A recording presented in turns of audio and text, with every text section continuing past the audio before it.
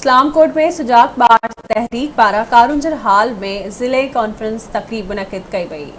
Report करे वाहे फ़कीर बशीर अहमद। इस्लामकोट में सुजाग बार तहरीक थरपारकर पारा कारुंजर गेस्ट हाउस में तकरीब कोठाई वई। तकरीब में इस्लामकोट तालके जे शागिर्दनि ऐं शागिर्दियाणियुनि वॾे अंग में शिरकत करे तकरीरूं ऐं टेबलोस पेश कया। उन ई मौके ते अवामी तहरीक जे अॻवाननि आवाज़ टीवी सां ॻाल्हाईंदे चयो त इन प्रोग्राम में सुजाग बार तहरीक ज़िले जी बाडी आंदी वई आहे ऐं ही बुनियादी तौर ते जेके थरपारकर जा ख़ासि जेके मुख़्तलिफ़ ॻोठनि खां ऐं पासनि खां इलाइक़नि खां ॿाहिरां आया आहिनि, हिते मुतहद थिया आहिनि ऐं उन्हनि हिते मुख़्तलिफ़ नारा भाया आहिनि, तकरीरूं कयूं आहिनि। उन तकरीरनि में इहो मौक़ुफ़ पेश कयो आहे त जेका पीपल्स पार्टी MQM सां जेका सिंध दुश्मन मुआहदो कयो आहे, उन मुआहदे खे सुजाग बार तहरीक जा रद्द कनि था ऐं उन सां गॾु सुजाग बार तहरीक जा मुआहदा जेके मुतालबा आहिनि त जेका सिंधी ॿोली आहे उन क़ौमी ॿोली जो दर्जो न वञे, थरपारकर ऐं सिंध जा जेके समूरा बंदि पियल स्कूल आहिनि उहे खोलिया वञनि।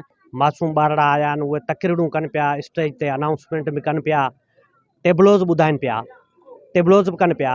सिंध जी सूरताल जेका हिन वक़्तु अहिड़ी आहे जंहिंमें ॿारड़नि सां ऐं औरतुनि सां ख़ासि तौर ते हारियुनि सां तमामु वॾा ज़ुल्म आहिनि। हारियुनि खे फांसियूं थियूं ॾिनियूं वञनि, हारियुनि खे मारियो थो वञे, ॿारड़नि खे फांसियूं ॾिनियूं वञनि, स्कूल बंदि आहिनि, तालीम तबाह आहे। हाणे प्राइवेट सॼी तालीम थींदी वञे, सिंध एजुकेशन फाउंडेशन थींदी वञे, TCF थींदी वञे।